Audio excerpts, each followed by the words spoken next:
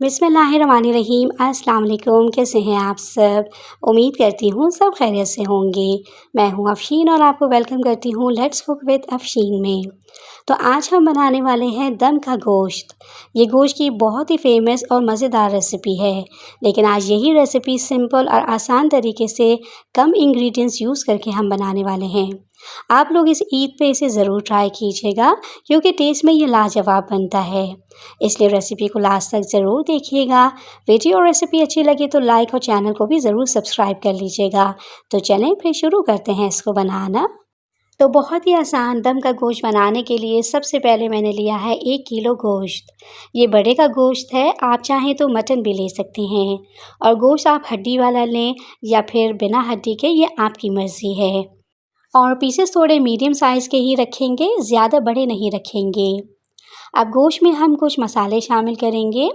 तो सबसे पहले मैं कश्मीरी लाल मिर्च पाउडर शामिल कर रही हूँ, जो कि है 1 टेबलस्पून। इससे कलर अच्छा आएगा। 1 टेबलस्पून ही इसमें लाल मिर्च का पाउडर ऐड करेंगे। 1 टीस्पून हल्दी पाउडर शामिल करेंगे। नमक ऐड करेंगे 1/2 टेबलस्पून या फिर अपने टेस्ट के मुताबिक। धनिया पाउडर ऐड करेंगे 1 टेबलस्पून। 1 टीस्पून ज़ीरा पाउडर डालेंगे। गरम मसाला पाउडर शामिल करेंगे 1/2 टीस्पून। 1/2 टीस्पून ही काली मिर्च पाउडर डालेंगे। 2 टेबलस्पून भरकर अदरक और लहसुन का पेस्ट शामिल करेंगे। और लेमन जूस 2 टेबलस्पून ऐड करेंगे। 1 कप दही लेंगे और उसे अच्छे से फेंट के शामिल कर देंगे। 3 अदद लौंग, 2 छोटी इलायची, 1 दालचीनी का टुकड़ा है ये भी शामिल कर देंगे। और ये है 4 टेबलस्पून कोकोनट पाउडर, जिसे डेसिकेटेड कोकोनट भी कहते हैं। पहले आप इसे तवे पे अच्छे से हल्की आंच पर रोस्ट कर लें। ठंडा होने के बाद इसे पीस लें। इस तरह से ये बारीक सा हो जाएगा। 4 बड़े साइज़ की प्याज को डीप फ्राई करके इस तरह से हाथों से क्रश कर लें, जैसे कि कौरमे की प्याज को करते हैं, ये भी शामिल कर देंगे।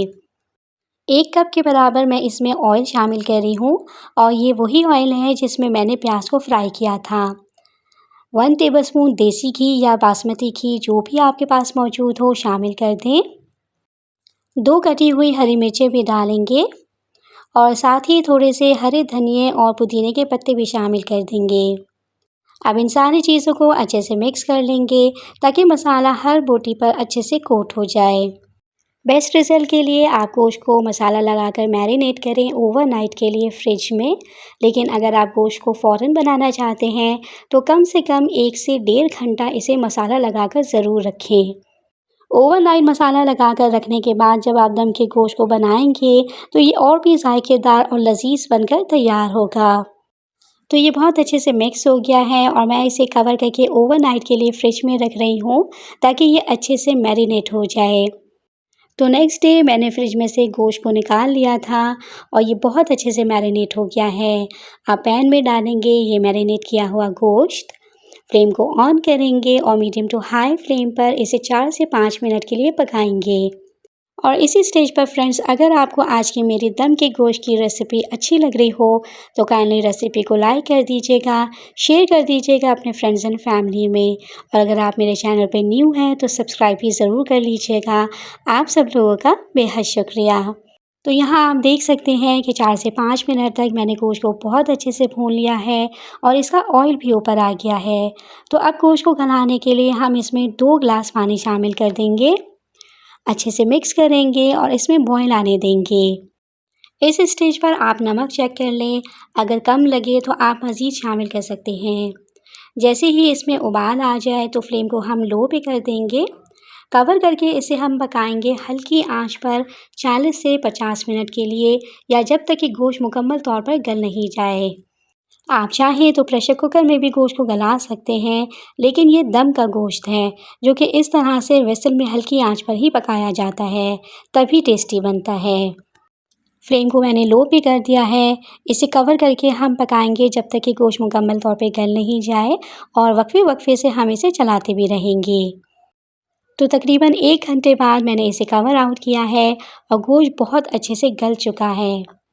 ये देखिए कितना जायकेदार लग रहा है और इसकी ग्रेवी भी बिल्कुल परफेक्ट बनी है। आप चाहें तो मज़ीद इसे थोड़ा ड्राई कर सकते हैं, या अगर आपको इसे इतनी ही ग्रेवी के साथ खाना है तो आप इस स्टेज पर फ्लेम को बंद कर दें। और अगर आपको ये ग्रेवी ड्राई करनी है तो फ्लेम को हाई पे करके इसे थोड़ा-सा पका लें। लास्ट में मोटी वाली हरी मिर्चें और कटा हुआ हरा धनिया शामिल करेंगे। तो बस बहुत ही आसानी से हमारा बनने वाला दम का गोश्त तैयार है। बहुत टेस्टी बनता है ये। आप इस ईद पर इस मज़ेदार और लज़ीज़ गोश्त की रेसिपी को ज़रूर बनाइएगा। रोटी, नान, कुलचे, पराठे से सर्व कीजिए, ये बहुत मज़े का लगता है। बकरा ईद स्पेशल रेसिपी है ये, तो इसे ट्राई करना तो बनता है। ट्राई कीजिए और कमेंट में मुझे लाज़मी बताइएगा कि आपने जब इस रेसिपी को फ़ॉलो करते हुए दम का गोश्त बनाया तो वो कैसा बना था। तो ये थी मेरी आज की बहुत ही मज़ेदार और सिंपल सी रेसिपी। आई होप ये रेसिपी आपको पसंद आई होगी। और अगर आपको मेरी आज की वीडियो रेसिपी पसंद आई हो फ्रेंड्स, तो चैनल को सब्सक्राइब ज़रूर कर लीजिएगा। वीडियो को लाइक और शेयर भी ज़रूर कीजिएगा अपने फ्रेंड्स एंड फैमिली के साथ। इंशाल्लाह मिलेंगे नेक्स्ट कुकिंग व्लॉग में एक न्यू रेसिपी के साथ। तब तक अपना बहुत ज़्यादा ख्याल रखिएगा। आप शीन को दुआ में याद रखिएगा। अल्लाह हाफ़िज़।